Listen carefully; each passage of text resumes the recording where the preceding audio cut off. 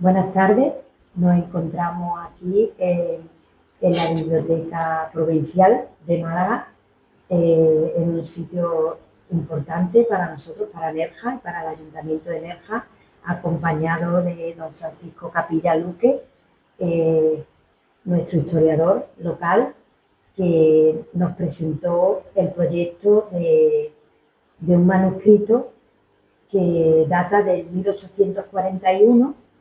Este manuscrito, pues había referencia, no se tenía constancia exactamente dónde estaba, y en una visita que tuvimos aquí en Málaga al archivo municipal y pudimos, a través de su directora y de mucha gente que nos ha ayudado, pues se pudo encontrar este manuscrito que ha transcrito y ha dado lugar pues a tener a bien este libro que se titula Los Pasos de la Puebla de Nerja.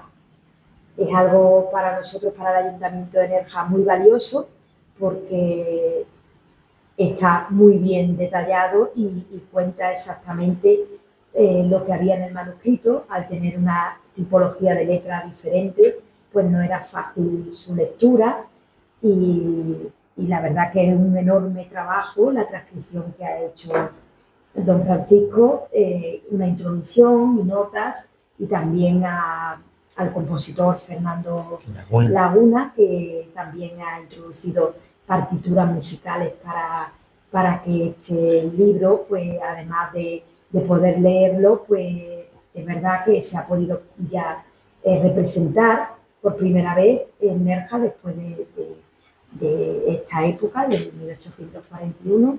El volverse a representar intentando parecerse lo más parecido, valga la redundancia, a lo que antiguamente se hacía, con la vestimenta y con toda la representación religiosa que se data en estos pasos de la Puebla de Nerja, pues es algo, un descubrimiento para nosotros que tenemos a bien, con mucho cariño, a la Diputación Provincial por ayudarnos a la edición, a editar el libro, y las personas que nos han ayudado a la encuadernación. Y la verdad que ha sido muy fácil para nosotros, siempre con la colaboración de don Francisco, que él siempre ha estado dispuesto, y la Consejería de Cultura y Educación, que yo represento, además del Ayuntamiento de Nerja.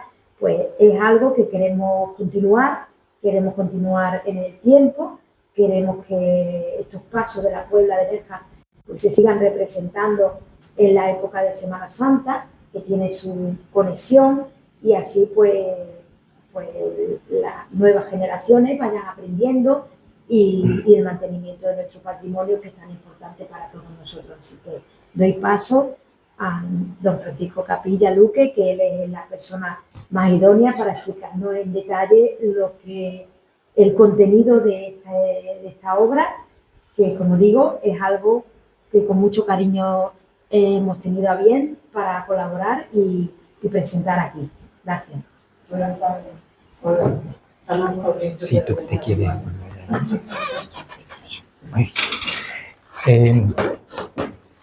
Pues muy buenas tardes y muchas gracias por su asistencia.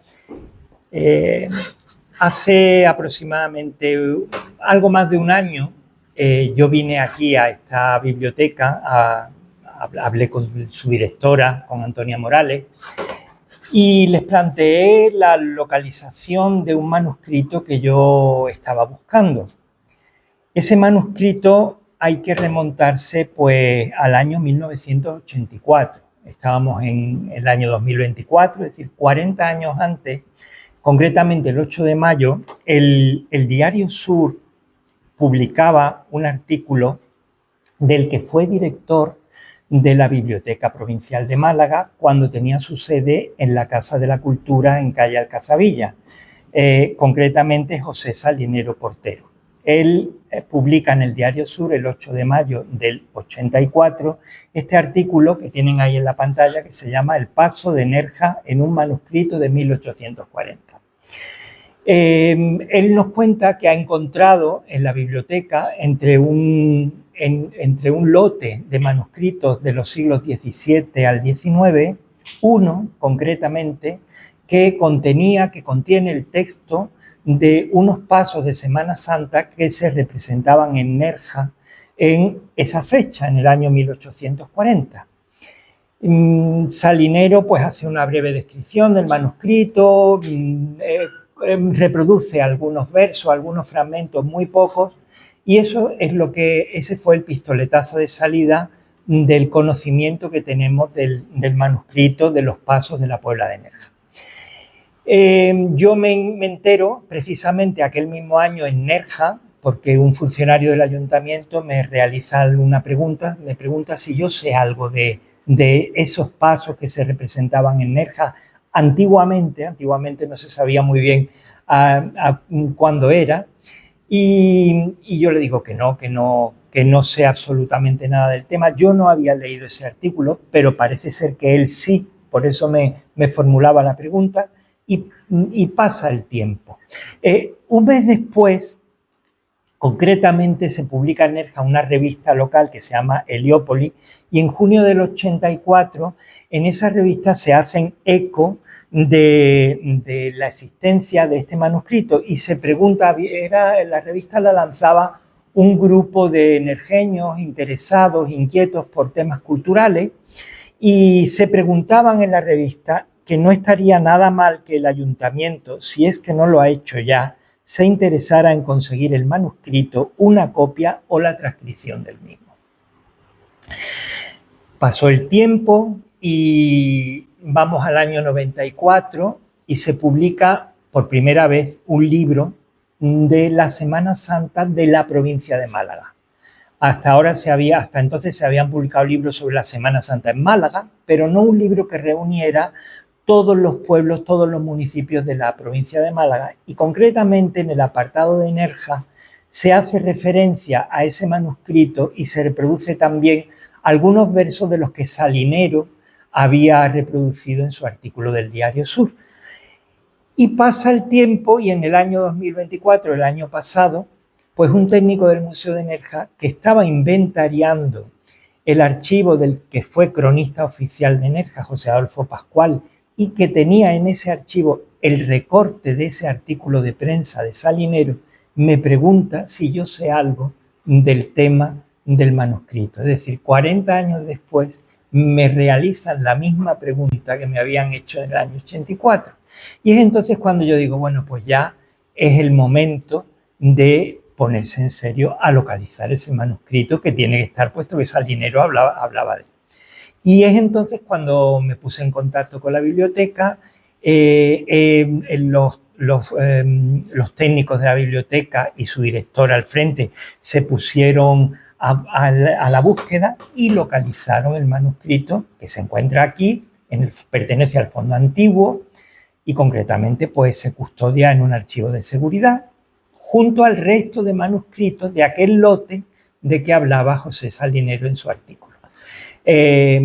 Lo pusieron a mi disposición, yo vine aquí, lo pude consultar, muy amablemente me dejaron fotografiarlo entero para poder realizar la transcripción y el estudio cómodamente en casa, y una vez que lo hice, pues el fruto de eso fue la edición de este libro, Pasos de la Puebla de Nerja, donde pues yo hago un estudio introductorio, histórico y del texto. Se incluye toda la transcripción del texto con aparato crítico, notas a pie de página, etcétera, y finaliza con un anexo de unas partituras musicales que el compositor nerjeño Fernando Laguna Bermúdez realizó pensando en que ese texto pudiera volver a representarse. Por un lado, se hacía la edición en un libro, en una publicación del texto que se ponía a disposición de los lectores, de los estudiosos, pero también se ofrecía un texto para poder ser representado, para que un dramaturgo, un director, pues lo cogiera, hiciera una propuesta dramática y se pudiera representar, como así se hizo en el Viernes de Dolores de este año 2025. Luego hablaré un poco más detalladamente de esa representación. El libro que es realmente de lo que venimos aquí a hablar, Pasos de la Puebla de Nerja, manuscrito de 1841. Salinero hablaba de el paso de la Puebla de Nerja según un manuscrito de 1840. No, el manuscrito es de 1841, pero en él se dice que son los pasos que se representaban en Nerja en el año 1840, es decir, el año anterior a la realización, a la copia del manuscrito, digamos. Bien, les muestro la portada del libro para que se hagan ustedes una idea. Luego hablaremos ampliamente del manuscrito, del contenido, para que se hagan ustedes una idea. La Nerja de 1840, 1841, de mediados del siglo XIX, donde se representaban estos pasos y donde se realiza, se manuscribe el texto, era una Nerja, era un pueblo pequeño que tenía aproximadamente unos 4.500 habitantes, que vivía fundamentalmente de la agricultura y de la industria azucarera, además de la fabricación del azúcar, además de la pesca y alguna otra actividad minera. Era un pueblo, como digo, pequeño, que se había fundado en el siglo XVII. Anteriormente la Nerja medieval había sido abandonada. Y ese pueblo se funda en donde hoy es el Balcón de Europa, el conocido Balcón de Europa, y alrededor se va construyendo esa Puebla nueva de Nerja, que en un principio estaba bajo jurisdicción de la ciudad de Vélez Málaga, quien era propietaria prácticamente de todas las casas y tierras. Y quien allí quisiera vivir y trabajar tenía que arrendar, tenía que pagar censos perpetuos a Vélez Málaga, a los dueños del ingenio y a los condes de Frigiliana. Tenía que pagarles censos perpetuos por poder cultivar la tierra o por poder vivir en las casas. No había propietarios, pero en el siglo XVIII demandan ante los vecinos de Nerja, ante la Real Chancillería, a la ciudad de Vélez Málaga, y consiguen la propiedad de las tierras y de las casas. Y quienes antes eran arrendatarios se convierten ahora en propietarios de tierra y se va creando una especie de burguesía agraria, que luego sería agroindustrial, que pilotaría, digamos, el proceso histórico de Nerja durante el siglo XIX en la era del liberalismo. Y esa es la situación y ese es el pueblo en el que se va a representar estos pasos. Carecía de nobleza. Sin embargo, sí había el edificio principal, no había palacios, no había conventos ni monasterios. El edificio principal era la iglesia que ven ahí, la iglesia del Salvador, en una fotografía de la década de 1910-20, que realmente estaba muy bien dotada, tenía una enorme cantidad de clérigos, habría aproximadamente el coro bajo, tenía 18 sillones que estaban todos ocupados por presbíteros, es decir, el clero tenía una importancia grande en Nerja. Y además, en el pueblo había una serie de cofradías, una serie de hermandades. Aproximadamente hay históricamente documentadas unas 8 o 9 hermandades que a su vez realizaban toda una serie de ceremonias, procesiones. Se celebraba el Corpus Christi, había tarasca, había danzantes, niños seises que iban danzando, es decir, había toda una especie de fiesta barroca que todavía pervivía en el siglo XIX en Nerja, y una de esas fiestas barrocas que pervivían en el siglo XIX era la representación de la pasión de estos pasos de Semana Santa. ¿Cómo sabemos que se representaban estos pasos de Semana Santa? No solo por este manuscrito que figura en su cubierta Pasos de la Puebla de Nerja, no solamente por eso, sino porque un historiador nerjeño, Alejandro Bueno García, que vivió durante la segunda mitad del siglo XIX y primeras décadas del XX, le escribía una carta a Narciso Díaz de Escobar, el polígrafo, cronista oficial de la provincia de Málaga, poeta, etc. Ellos se carteaban muy a menudo y parece ser que Narciso Díaz de Escobar le había pedido información a Alejandro Bueno sobre las los rituales que se celebraban en Nerja y si se celebraba algún tipo de representación de pasos de Semana Santa. Y él le contesta en una carta el 25 de septiembre del año 1910 lo siguiente: del asunto que me consulta no hay antecedentes ciertos, pero sí es tradición que hasta el año 1830 y 40 se representaban autos sagrados en una calleja junto a la iglesia que se entoldaba e incomunicaba y que en los entreactos algunos devotos rezaban el Santo Rosario. Después, hasta 1850, se ejecutaban los pasos que ya usted sabe eran la representación de pasajes bíblicos, tanto del Antiguo como del Nuevo Testamento. Temo decirle que estas representaciones eran dadas por aficionados de la localidad.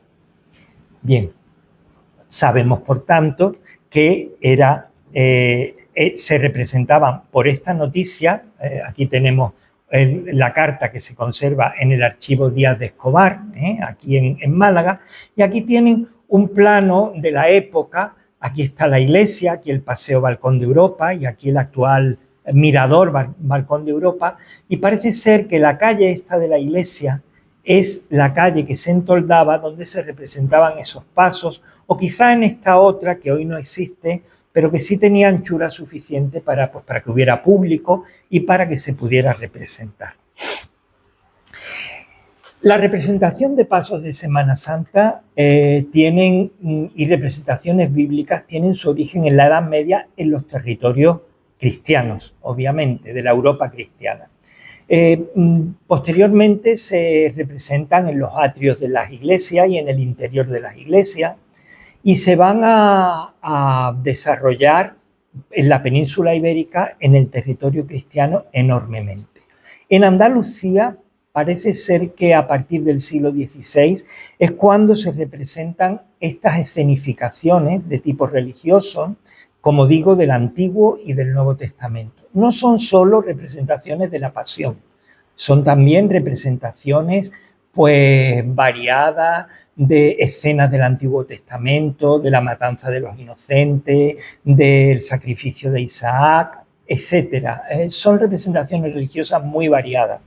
Y eran lo que Calderón de la Barca llamaba un sermón escenificado, era una especie de catequesis que se hacía en representación para que llegara mucho más fácilmente al pueblo, adoptando, digamos, una fórmula teatral.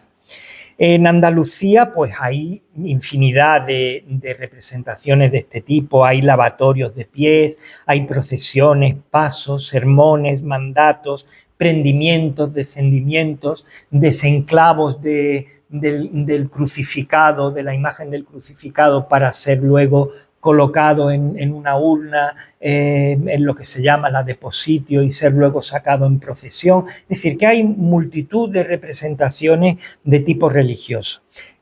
Famosos, pues, la Embajada del Ángel, por ejemplo, en Archidona, el desprendimiento seguido de la deposición y el apostolado con máscaras con carátulas, por ejemplo, que hay en Frigiliana, la Pasión de Casarabonela o de Carratraca, los pasos de Benalmádena, de Alaurín el Grande, de Río Gordo o de Cají, solo por citar algunos en la provincia de Málaga. Era lo que el historiador del arte Antonio Bonet Correa hablaba o se refería relacionándolo con la pervivencia del barroco, incluso en nuestros días. Él, en su libro Andalucía Barroca, habla de lo siguiente, dice: sin duda su gran atractivo se debe a su anacronismo, como si el tiempo se hubiese detenido y el barroco aún siguiese configurando sus manifestaciones, tanto colectivas, procesiones, rogativas, ferias, reuniones amistosas o relaciones familiares, como individuales. En el año 1927, en Olías, les voy a poner algunos ejemplos que les he estado citando. Ahí tienen una imagen, una fotografía pues, de principio de siglo de Nerja. Vemos una procesión de Semana Santa y pueden ver unos apóstoles con carátulas, con máscaras, que van acompañando al trono en la procesión. Hay otra fotografía donde se ven judíos tamborileros, también con sus máscaras, tal como hoy los podemos ver en algunos otros lugares. Este es el apostolado de Frigiliana. Es una fotografía del año 1971 y están pues los 12 apóstoles con sus símbolos, con sus elementos simbólicos que salen en las procesiones de Semana Santa en Frigiliana, acompañando al Nazareno y también al Cristo yacente.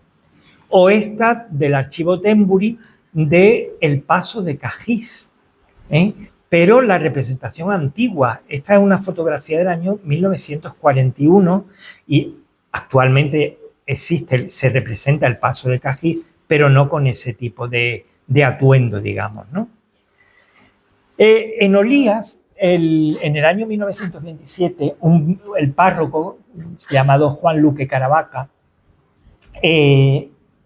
escribe un libro que se llama Pasos de la Semana Santa tradicionales en algunos pueblos de la provincia de Málaga, que edita la Diputación Provincial de Málaga en el año 1948. Es un librito pequeño y ahí el padre Luque Caravaca reúne una serie de textos del Antiguo y del Nuevo Testamento para poder ser representados. Es decir, ponía a disposición de los párrocos de los distintos pueblos de la provincia un material para que si ellos querían en sus pueblos pudieran representar todos o algunos de esos pasos. Daba una serie de indicaciones sobre cómo tenían que ser el escenario, el decorado, el vestuario que cada uno de los personajes tenía que llevar, los colores, etc. Y hacía un pequeño estudio de estos pasos de Semana Santa y de su representación. Y decía que hay 3 tipos de pasos. Hay un primer tipo de pasos que son pasos con muchos personajes, mucho diálogo, es teatro, muy completo. Ese, decía él, es el tipo más deseable. Luego hay un segundo tipo en el que apenas hay personajes, es un orador, un pregonero, un narrador que solía ser el sacerdote que narraba los distintos pasos de la pasión al público y si acaso algunos personajes gesticulaban mientras el orador, mientras el pregonero iba diciendo lo que esos personajes decían, el diálogo, lo que expresaban, lo que hablaban. Ese era el segundo tipo. Y luego había un tercer tipo donde no había personajes, simplemente había imágenes que salían en procesión y el orador, digamos que decía o disertaba sobre la escena que en ese momento pasionista, que en ese momento representaba ese grupo escultórico o esa imagen que iba a salir en procesión. Ese era el tercer tipo. De los 3 tipos, el paso o los pasos de Semana Santa de la Puebla de Nerja pertenecen al segundo, es decir, aquel en que un narrador, un orador, un pregonero se dirige al pueblo, le va narrando la pasión de Cristo y de vez en cuando intervienen algunos otros personajes que dicen su monólogo, no suele haber diálogo, dicen su monólogo y se representa, digamos, con actores en escena. Ese segundo tipo es al que pertenecerían los pasos de la Puebla de Nerja. Y vamos pues al manuscrito. El manuscrito, cuya cubierta tienen ahí, tiene una doble referencia, M11 lo tienen ahí escrito y R20208, pertenece al fondo antiguo de la Biblioteca Provincial de Málaga y en el lote de manuscritos del que yo antes les hablaba, en el cual se encuentra hay un índice de todos los manuscritos y figura con el número 12 y está descrito de la siguiente manera: papel en verso y prosa para ejecutar los pasos de la pasión de nuestro Señor Jesucristo por el señor doctor don Antonio Peláez. El manuscrito tiene este tamaño. El libro, cuando se ha editado, se ha querido que el tamaño reproduzca el tamaño real del manuscrito. Son pues unos 22 centímetros de altura por unos 15 centímetros de ancho. Están paginados, son 24 folios, recto y verso, es decir, unas 48 páginas, 24 folios por ambas caras, 48 páginas, y presentan dos tamaños diferentes. La primera, que es la cubierta, y los 4 últimos son un poco más pequeños que el resto, pero levemente, unos medio centímetro, 1 centímetro más pequeño.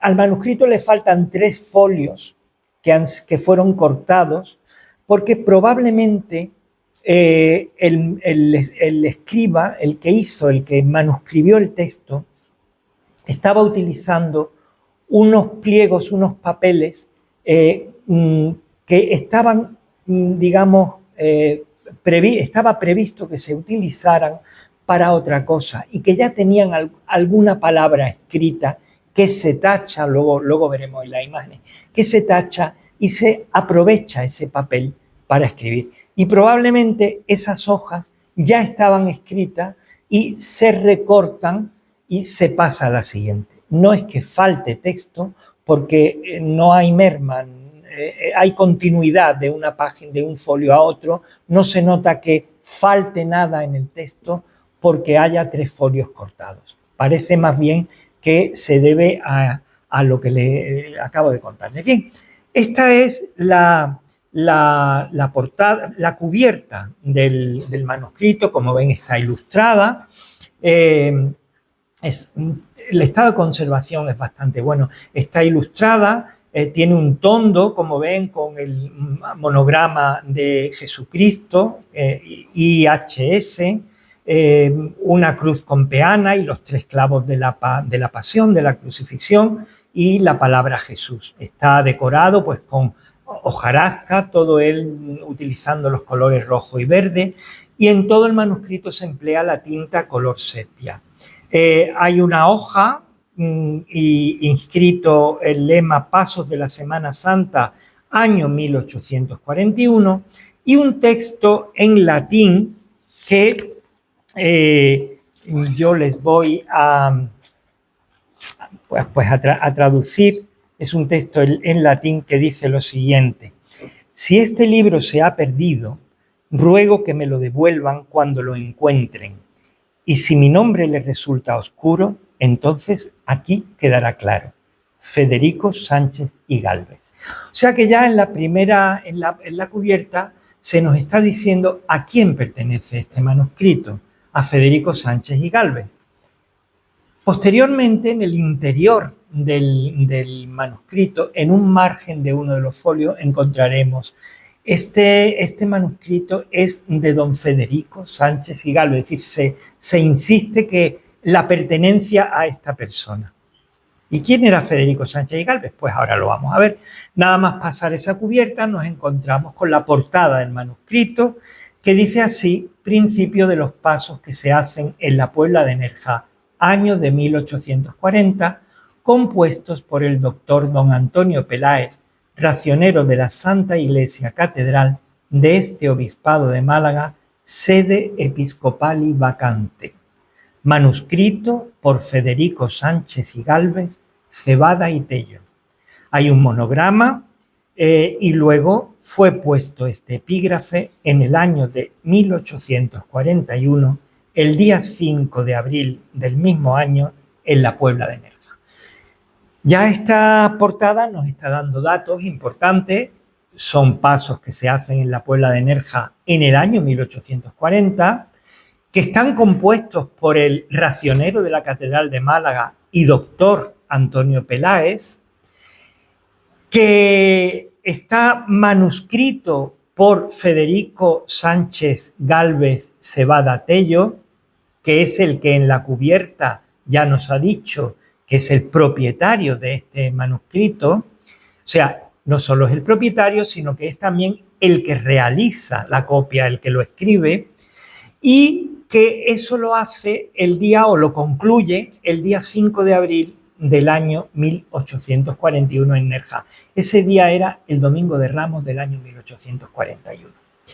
Bien, El manuscrito está todo él compuesto, escrito en verso, son 1203 versos, a excepción de dos partes, la sentencia de Pilatos y la sentencia del ángel.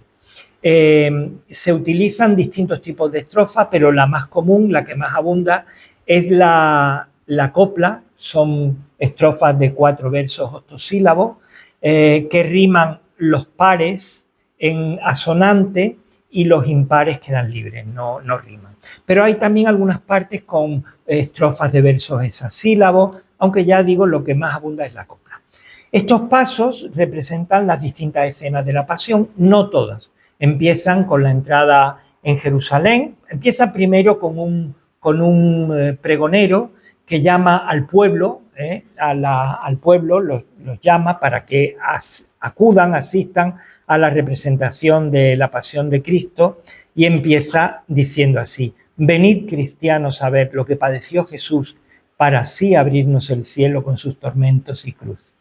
Ya Jerusalén se acerca, donde se han de consumar los misterios figurados en el Cordero Pascual. A continuación, Cristo manda a sus discípulos que busquen a un hombre para que prepare el lugar donde va a tener lugar la cena pascual. Se desarrolla la cena pascual, el anuncio de su pasión, la traición de Judas. Posteriormente tiene lugar la oración en el huerto de Getsemaní, el prendimiento de Cristo, la llegada del ángel confortador mientras Cristo está orando en el huerto, el prendimiento, posteriormente Jesús ante Caifás, las negaciones de San Pedro, ante Herodes, ante Pilatos, de nuevo ante Pilatos, la condenación de Cristo, cómo luego Cristo va con la cruz a cuesta y se encuentra a la Verónica y al Cirineo, y finaliza los pasos con la muerte, el suicidio de Judas, y por último el paso de María Magdalena, que aunque no tiene nada que ver con la pasión de Cristo, el escritor, el que escribe el racionero Antonio Peláez, pues se refiere a este paso porque traerá, digamos, reflexión espiritual al pueblo sobre todo lo que ha sido la pasión de Cristo. Y ahí se queda, no termina, no hay la escena de la crucifixión, ni el paso del sepulcro, ni la resurrección, ahí se queda. El texto parece que está completo. Les voy a mostrar algunas otras folios, por ejemplo, ¿ve? Lo que yo le decía, soy de don Federico Sánchez y Gálvez, en una de los márgenes. Aquí, por ejemplo, una de las partes en prosa, la sentencia a Pilatos, yo, Poncio Pilato, presidente de Judea, por el invicto emperador Tiberio César, etcétera, etcétera. Y aquí, pues, por ejemplo, el paso de la Magdalena para cuando se quiera hacer hablar en lo demás del pregón un pasajero y la Magdalena. Y ahí, pues, con ese paso finaliza este texto de los pasos de la Puebla de Nerja. El manuscrito, bueno, está hecho todo con la misma letra, con la misma mano, y bueno, pues ha habido que hacer una serie de rectificaciones. Yo lo que he hecho ha sido hacer una transcripción fiel de lo que dice el manuscrito, pero luego he hecho una modernización de la ortografía. Me parecía que para darlo al público había que modernizar la ortografía, no cambiar ninguna palabra, pero sí modernizarla. Cuando había un error de concordancia, corregirlo. Cuando alguna frase en latín estaba mal escrita en el latín tal como debe ser, pues ponerlo correctamente. Hay ceceo y seseo en el manuscrito, lo he eliminado. Por ejemplo, he realizado la contracción del y la contracción al, que no se observa en muchos casos, en otros sí, en el manuscrito. Hay a él y de él. Y yo pienso que el copista no copia todo el texto de un texto previo que tiene delante, que tiene algunos folios, algunas hojas escritas, pero otras o no se conservan o se conservan en muy mal estado, y entonces él echa mano a lo que los actores tienen memorizado. Por eso hay ceceo y hay seseo, y hay, por ejemplo, un verso en el que una estrofa en que dice, cuando Pilato se niega digamos, a condenar a Cristo, le dice, te acusaremos al César, le dice el pueblo a Pilatos. Le dicen, por desleal, pues a quien rey se intitula no quieres crucificar. Es decir, no está copiando, está oyendo a un actor del pueblo que en vez de decir no quieres crucificar, dice no quieres crucificar. Y él lo escribe así en el texto. Yo lo corrijo, pero todas esas modificaciones van con nota a pie de página donde se especifica cómo lo dice realmente el manuscrito, textualmente, es decir, cómo debe ser el aparato crítico. Bien, y hablarles un poco del autor y el copista antes de pasar a que yo les hable un poco de la representación y vean algunas imágenes. El autor, Antonio José Peláez García y León y Boza. Este hombre nace en Arenas, cerca de Vélez, Málaga, en el año 1754, en una familia que dio muchísimos clérigos, muchos sacerdotes. Él estudia en Toledo, teología, alcanza el grado de doctor. Con 27 años obtiene una ración en la Catedral de Málaga, va a formar parte del Cabildo de la Catedral de Málaga, y el obispo de Málaga lo nombra su representante en la Sociedad Económica de Amigos del País, cuando se funda la Sociedad Económica del Año del País en el año 1789. Él es socio fundador.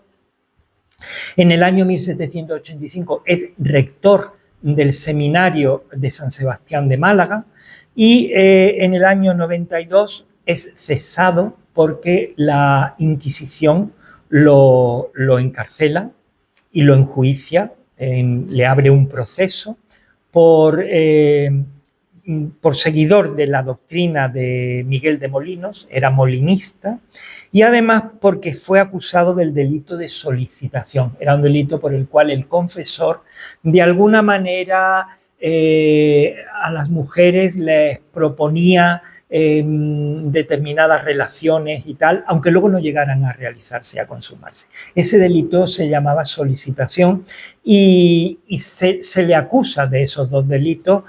Parece ser que es juzgado, la documentación se conserva en Madrid, y a partir de ahí pues le perdemos la pista hasta que escribe estos textos, estos pasos, y muere.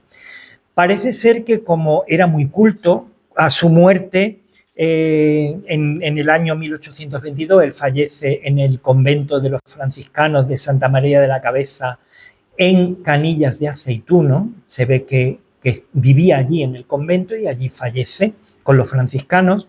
El Cabildo Catedral en sus actas hace constar lo siguiente, que estaba muy persuadido de sus apreciables cualidades y del bien que hacía en ese pueblo y otros de la comarca por su instrucción literaria y por el ejercicio de su caridad y demás virtudes. Bien, este es a grosso modo digamos, el autor de estos pasos de la Puebla de Nerja. Antonio Peláez, además, fue confesor de una serie de beaterios de Málaga de finales del siglo XVIII, perdón. Él era confesor de 2 beaterios, y en la documentación inquisitorial de su proceso, algunas de estas arrepentidas, pues mujeres de mala vida que eran internadas en estos beaterios, muchas de ellas luego se hacían monjas, ingresaban, profesaban como monjas, dicen que las obligaba a ponerse una corona de espinas, las obligaba a ponerse una saya de saco vasto sobre la piel, las obligaba les hacía a veces cortes en la carne, incluso a autoinfligirse ellas una serie de sacrificios, de penitencias. leyendo la documentación de un sadismo increíble. Eso se refleja en los pasos, en el paso de María Magdalena, concretamente, cuando la Magdalena está haciendo su monólogo, dice ella: un saco de penitencias cubra ya mi triste cuerpo, me ciña un duro cilicio con que castigue mis yerros.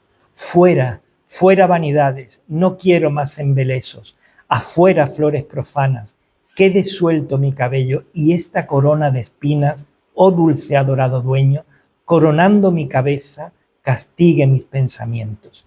Es decir, eso que en la documentación inquisitorial confiesan algunas mujeres de estos beaterios que habían recibido de parte del confesor Antonio Peláez, lo pone él en boca de la Magdalena, a la que retrata aquí como la Magdalena, mujer pública, arrepentida, en una especie de mezcla del personaje bíblico con Santa María Egipciaca, que realmente no responde a quien históricamente era el personaje de la Magdalena. Es una construcción del personaje que se realiza durante la Edad Media y que es el que coge, el que toma Antonio Peláez en estos pasos de la Puebla de Nerja.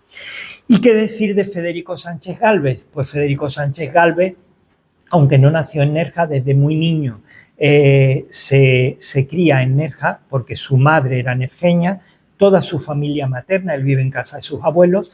Él tiene 13 años cuando escribe este manuscrito, pero es que ya llevaba 6 años de estudios de latín. No era un adolescente inculto, era un adolescente bastante culto como para realizar este manuscrito, esta copia.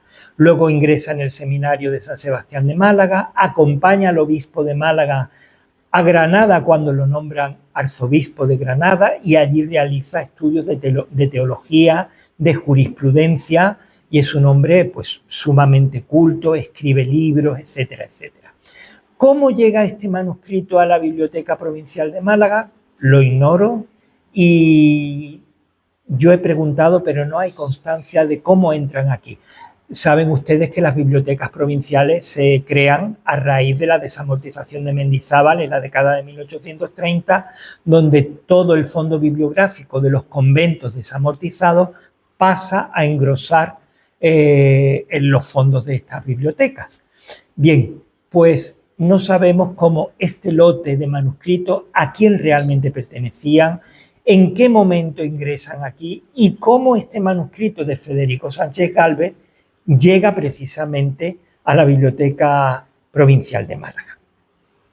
Les voy a proyectar, hay una cosa que también quería comentarles, y es que se compone una música para los pasos de la Puebla de Nerja. El compositor Fernando Laguna, nerjeño, director de la Escuela Municipal de Música de Nerja, yo le pedí que compusiera una música para estos pasos. Y él compone una música para trío de capilla musical, una agrupación apropiada para los pasos de Semana Santa, para oboe, clarinete y fagot, que es un preludio. Y luego hace una composición para una escena en que durante la celebración de la cena pascual los ángeles descienden del cielo y cantan una canción.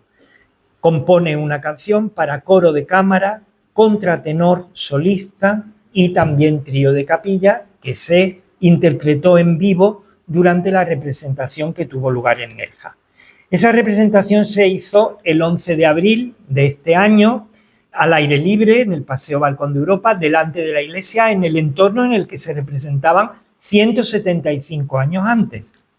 Ese es el cartel de la representación, y les voy a mostrar pues algunas imágenes. Todos los personajes iban vestidos con un tipo con el mismo tipo de vestido, el mismo color, y llevaban carátulas, máscaras, tal como la llevan los apóstoles y las figuras bíblicas en muchas procesiones de Semana Santa. Aquí ven, pues, por ejemplo, un incensario que comienza incensando la escena en que va a tener lugar. asistieron aproximadamente 500 personas sentadas y otras tantas de pie, alrededor de 900.000 personas allí, o 1.000 personas allí. Este es el actor que hizo del pregonero, del oficiante, en lugar de ser un sacerdote, era un pregonero que iba narrando toda la pasión de Cristo, un trabajo ímprobo porque tuvo que memorizar, pues prácticamente de los 1.203 versos, pues yo diría que casi un 80% del texto lo declamaba él. Aquí tienen al trío de capilla, que eran 3 niños de la escuela de música con su profesor al teclado, el coro de cámara y el contratenor solista, el ángel confortador, cuando desciende en el huerto de Getsemaní. Observen que el vestuario es la misma tela y el mismo color, pero con diferencias según el personaje. Verruguitas, que se incorpora el sayón Verruguitas de la cofradía de la Puente del Cedrón y de la Paloma de Málaga, se incorpora en la obra pues como un guiño que se quiere hacer a la Semana Santa malagueña, ¿no? Con la cartela de Barrabás, cuando se está... otro sayón, pues, con el Senatus, la Verónica, la Magdalena. Aquí tenemos a Pilatos, por ejemplo. Todos los personajes, cuando iban a declamar su diálogo, digamos, su monólogo, perdón, subían a unos módulos de madera distribuidos por el espacio. Eso era todo el decorado, no había más, ¿eh? Al final de la representación, ya los personajes sin la carátula. Y también, pues, este otro de María Magdalena. Curiosamente, se habla todo el tiempo de Cristo, pero el personaje, no hay ningún actor. El personaje Cristo en ningún momento habla ni interviene en el texto. Se dice lo que decía, pero no aparece un personaje. Pero sí se aparece al final cuando el oficiante le entrega a la Magdalena el crucifijo, haciendo también un guiño a la imagen de María Magdalena de Pedro de Mena, que hay en el Museo Nacional de Escultura de Valladolid, con el crucifijo en la mano, en un diálogo con el mismo.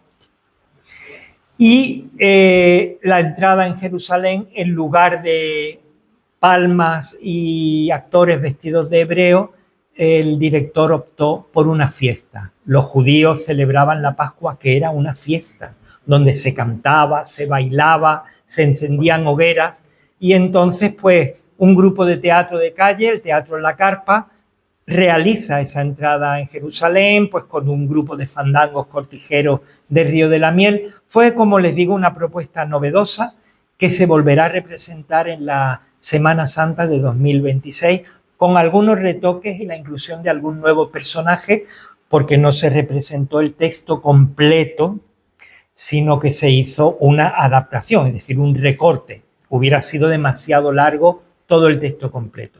Pero sí habrá algún personaje más que antes no había. Y yo quería finalizar si realmente puedo, a ver cómo puedo entrar en el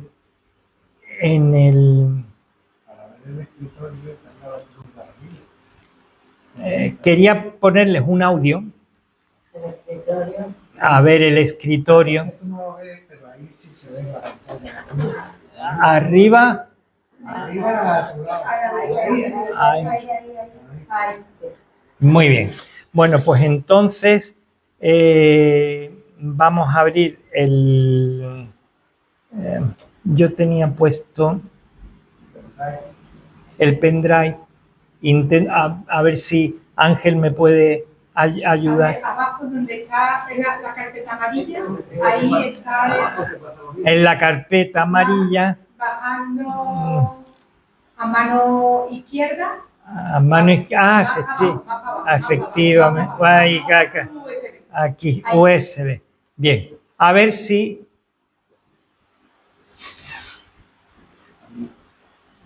A ver si esto quiere reproducirlo. Sí. A ver. Esta es la música del preludio con el que comienza la representación.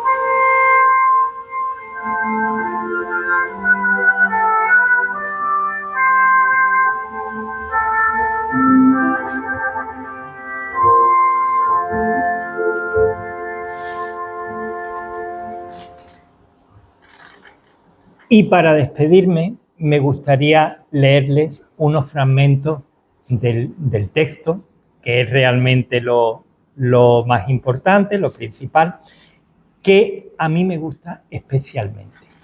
Son las negaciones de San Pedro. Nos encontramos en la casa de Caifás. Cristo está siendo ya interrogado y San Pedro, el apóstol Pedro, tal como Cristo había profetizado, le había anunciado durante la cena, lo negaría 3 veces. Ya Caifás se retiraba. Juan, llevado de su amor, no quiere perder de vista al amante Salvador. Pero Pedro, más cobarde, intentando así ocultarse, se mezcla entre los soldados, pensando así disfrazarse. Todos por pasar la noche a la lumbre se sentaron, contra el divino maestro 1000 blasfemias vomitaron. Pedro callaba cobarde y nada les replicaba, y profundo su silencio, de él todos sospechaban. Lo miran atentamente y uno le señalaba diciendo: «Este en el huerto con el Nazareno estaba». Al oírlo, Pedro tiembla, dice lleno de pavor que no saben lo que dicen ni que a tal hombre conoció. Se levanta para ver si podía retirarse, temiendo ser conocido y verse en un triste lance. Los soldados lo detienen, lo miran con atención, decían: «Es uno de aquellos que siguen al Salvador». Y Pedro, más temeroso, lo niega con juramento y con 1000 excusaciones ha negado a su maestro. La criada de Caifás, de curiosidad llevada, viene a ver lo que es aquello y a Pedro atenta miraba. Vuelta entonces a la tropa, les dice con osadía: no lo dudéis, este es uno de los que a Jesús seguían. Pedro jura muchas veces que no conoce a tal hombre y los soldados le instaban aumentando sus temores. Los soldados consultaban lo que en este caso harían y Pedro solo miraba si retirarse podía. Estando en esta aflicción, al gallo oyó cantar. Se acuerda que su maestro le anunció su deslealtad. Reconoce su pecado, se aflige su corazón, con mucho arrepentimiento su infelicidad lloró. A una cueva se retira, amargamente ha llorado, tanto que con sus lágrimas surco en su rostro ha formado. Gracias.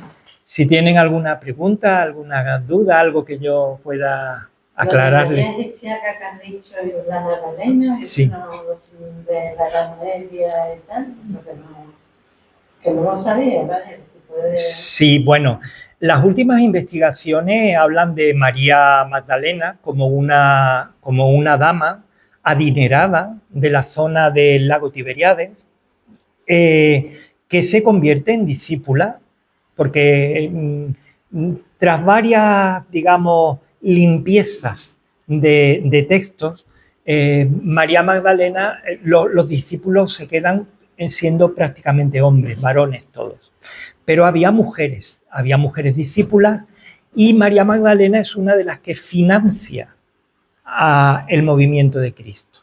Ella financia y es seguidora y va con Cristo.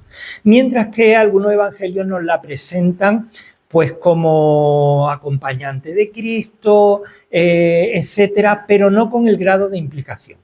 Los últimos libros que se han publicado sobre el personaje de María Magdalena la presentan así. Pero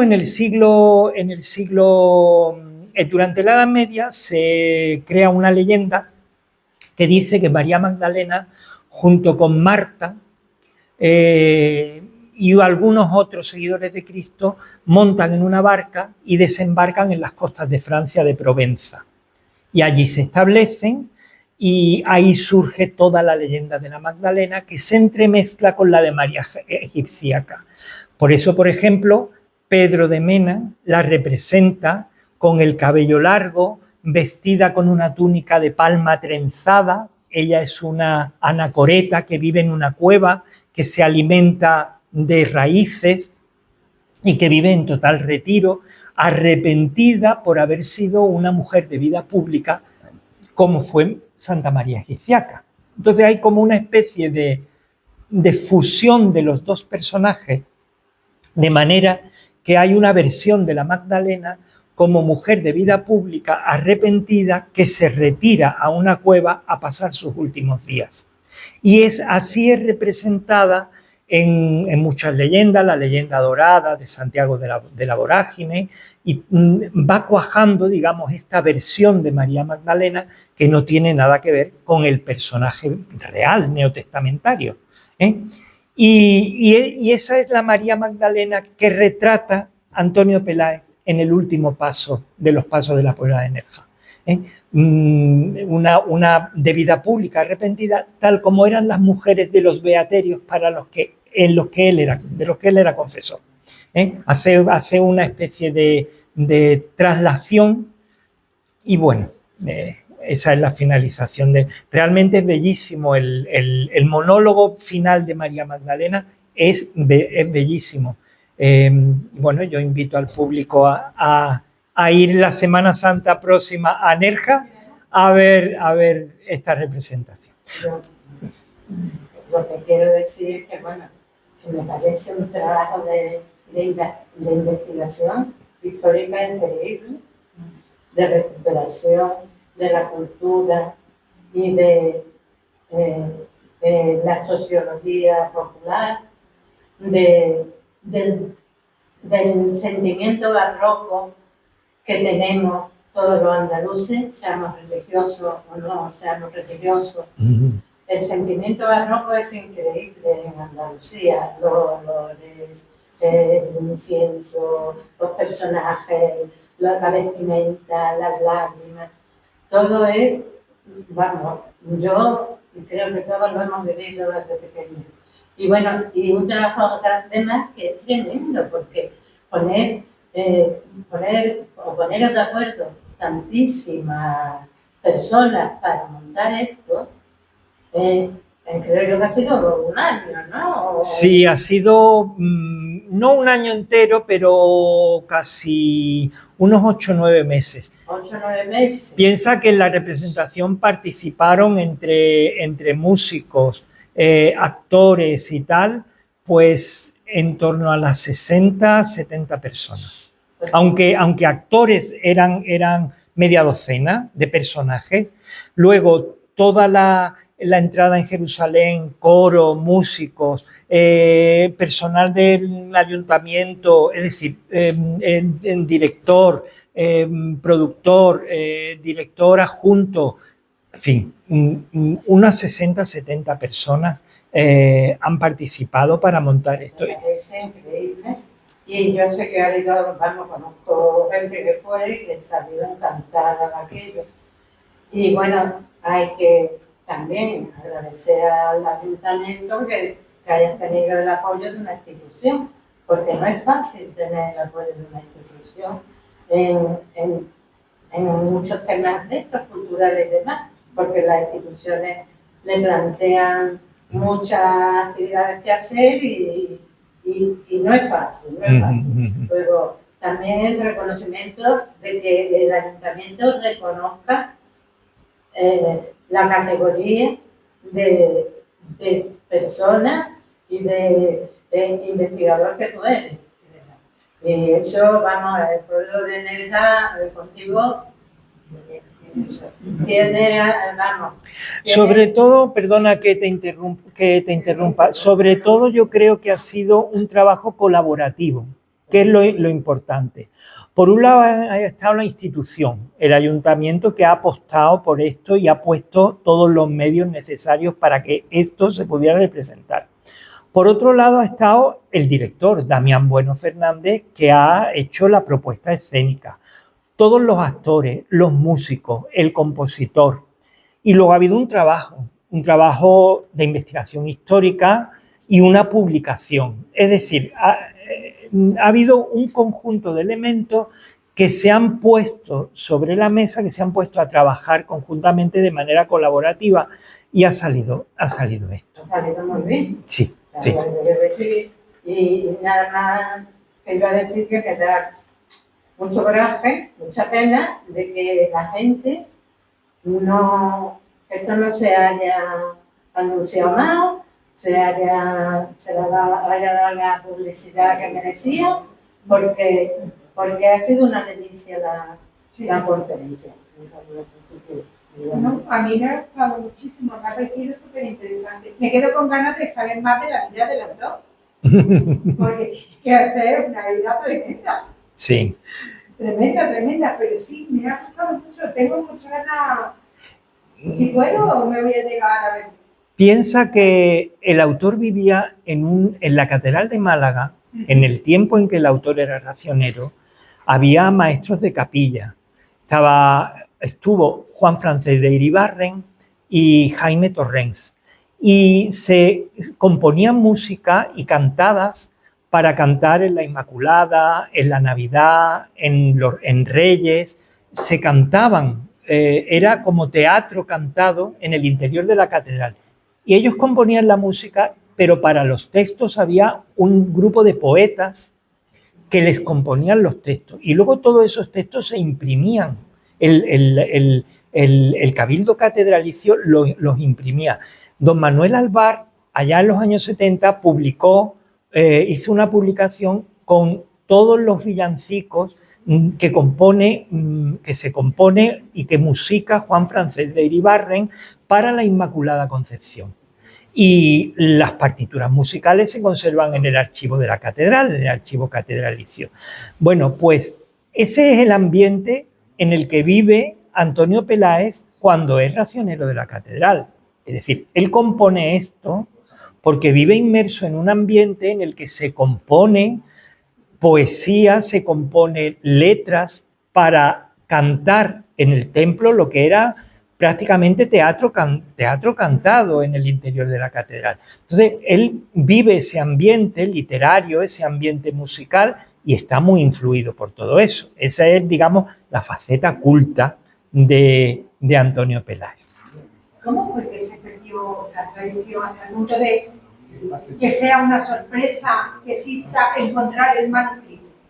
Sí, pues fíjate, se pierde la representación, ya lo dice Alejandro Bueno.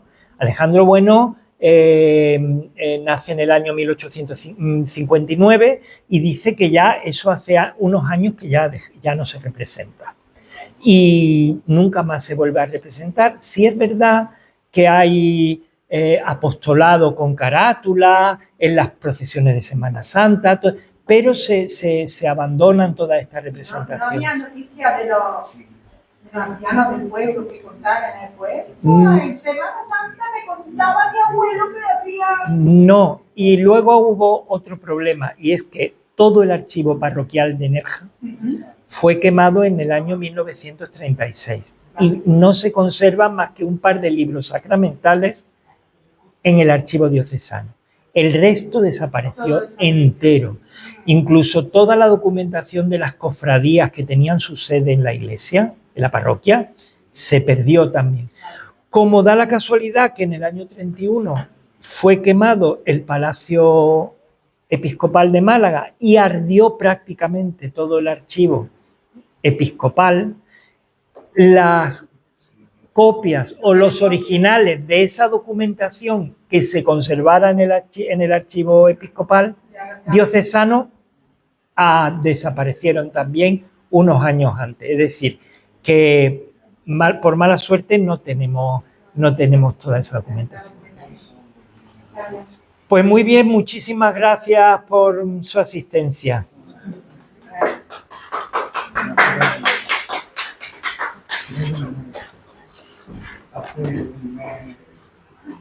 Bueno, aquí yo imagino que tendrán que venir a cerrar una televisión.